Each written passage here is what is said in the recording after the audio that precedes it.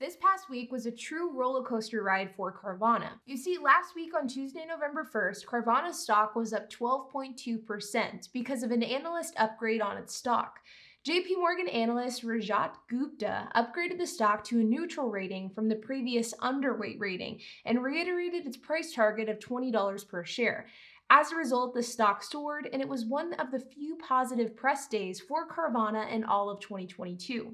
To be honest, I was really surprised that JP Morgan had upgraded Carvana because though a neutral rating certainly isn't a buy rating, it still is probably better than Carvana actually deserves. Because Carvana still has some major issues. Between its non-existent profitability, hundreds of millions in quarterly losses, a pending criminal trial in Illinois, a suspended dealer's license in Michigan, issues with titling and registrations, and these aren't even all of them. But you get the gist. The point is that earlier this week, there's a little bit of a change of pace for Carvana. There was some positive news, and for once, and probably for the first time in 2022, things looked as though they were starting to look up for the company. But then reality came and smacked them in the face. Just 2 days later, after JP Morgan gave them a neutral rating, on Thursday, November 3rd, Carvana released their Q3 earnings.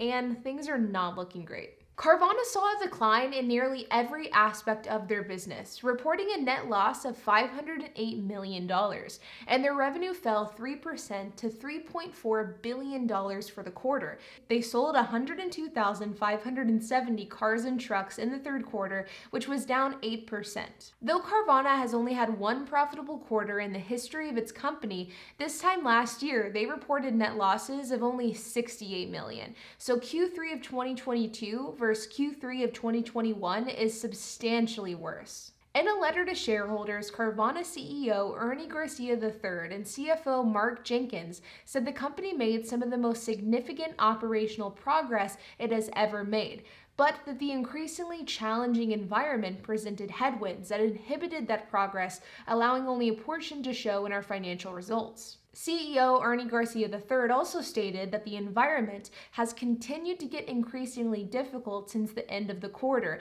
and it is probable things will continue to get more difficult before they get easier. Carvana losses so far this year in 2022 amount to $1.45 billion. Yeah, that's billion with a B.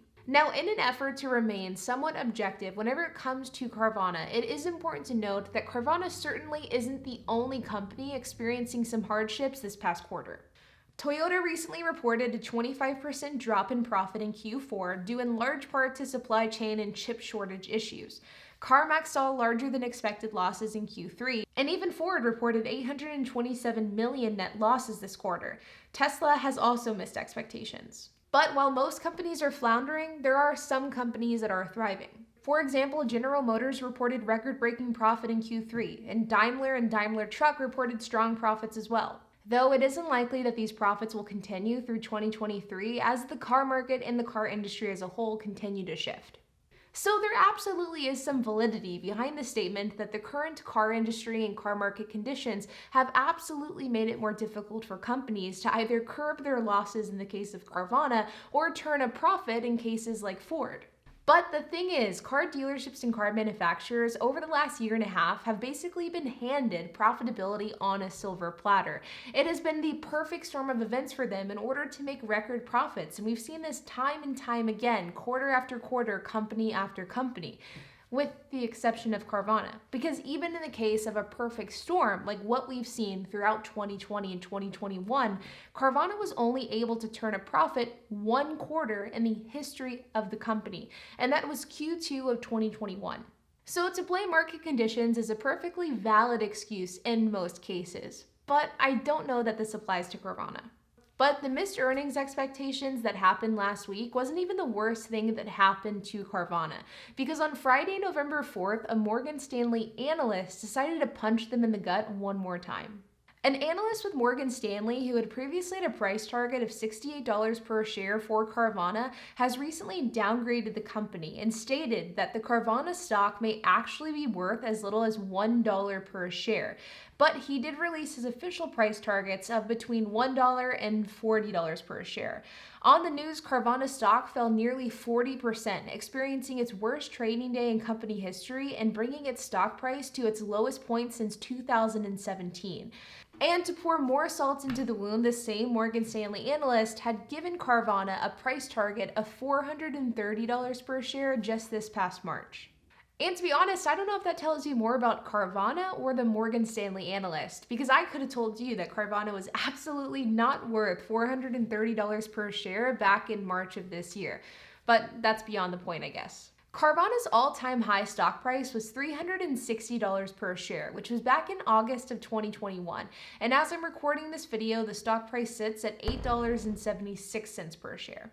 This news comes just weeks after Michigan suspended Carvana's dealer's license and a temporary restraining order was denied, further hindering Carvana's operations in the state of Michigan.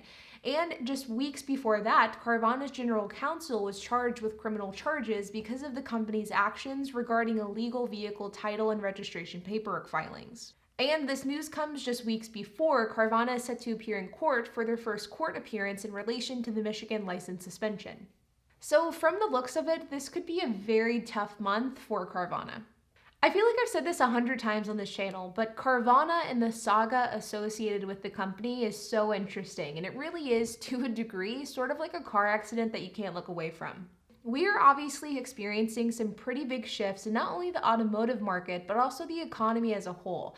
But one shift that we're also beginning to see is a shift in tech companies and the valuations associated with them. For so long, investors in society has been infatuated with tech companies and the sexiness associated with these companies. And as a result, they could operate with high losses for years and years and yet still be considered a Wall Street darling with a sky-high stock price.